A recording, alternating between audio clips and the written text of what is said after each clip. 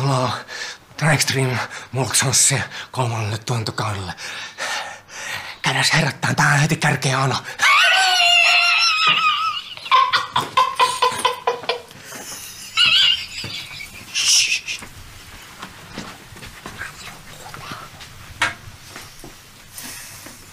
Mitä vittua ei? Mikä meinaa? Ai!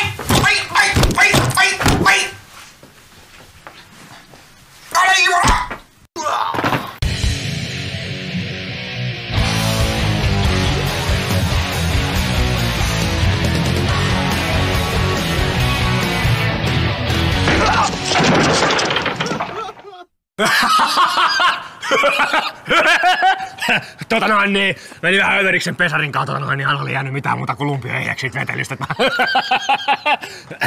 Nyt viedään otetaan ihan iisisti, viedään Analle vähän kukkiin. Eli nyt lähdetään tsiikaan mitä Analle kuuluu.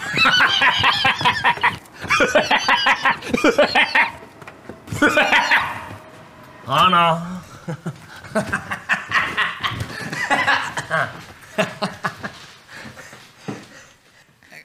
Älkää tehkö mulle mitään. Ei kun sorry Ana. Se on ihan rauhas vaan Ana, en mä tullut tuomaan noin. Sitten mä haluaisin sanoa, että mä oon tosi pahoillani, että mun lähti niin vähän lapasesta. Ja kyllä sä tiedät, että mä millään tarkoita, että me ollaan kuitenkin kavereita, jos sä voisit antaa mulle anteeksi.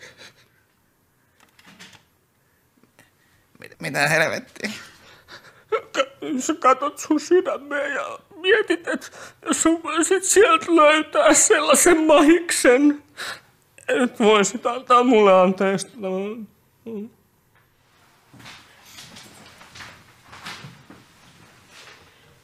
Okei. Ei tässä mitään.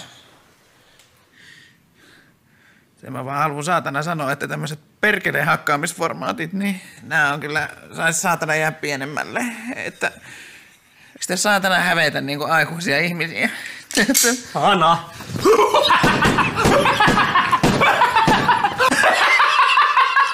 Mitä saatana täällä tapahtuu? Mulksons! Extreme Mulksons forever!